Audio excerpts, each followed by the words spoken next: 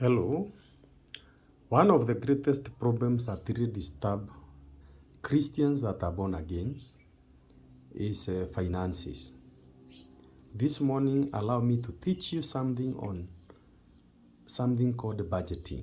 Every time you receive your pay, remember, if you want to be financially stable, you must teach yourself to make a budget. Every nation makes a budget before a financial year. And this is what helps it to be able to be stable economically. Even yourself, as a Christian, teach yourself to make a budget and stick also to this budget.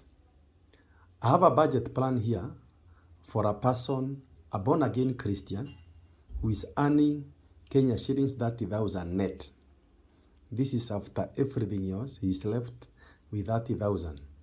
How can you budget it? I have several items which are very key that must not miss in your budget. The first item must always be tithe. Remember, you always tithe 10% of that income, and 10% of that income will come to 3,000 shillings.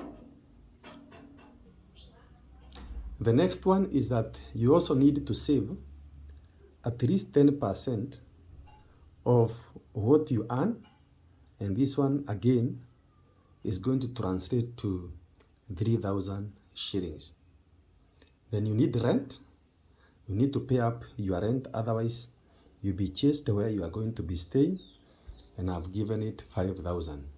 Here on the area of rent, I've seen many Christians, they are earning low, but they want to take at least half of the amount of money on rent. This is wrong. The rent, you should not go beyond 20% of your earnings on rent. So your rent must not exceed 20%. Then we have water and electricity. I will only give it 1,000 shillings. For shopping, and currently things are expensive. 7,000 will suffice.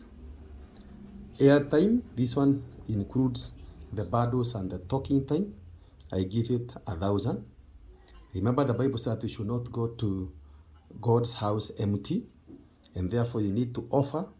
Offering will go to about 1,000 shillings. You'll be going for work at other places. I give it 2,000 bob. For personal upkeep, these are other things that you might require. I'll give it 2,000 shillings.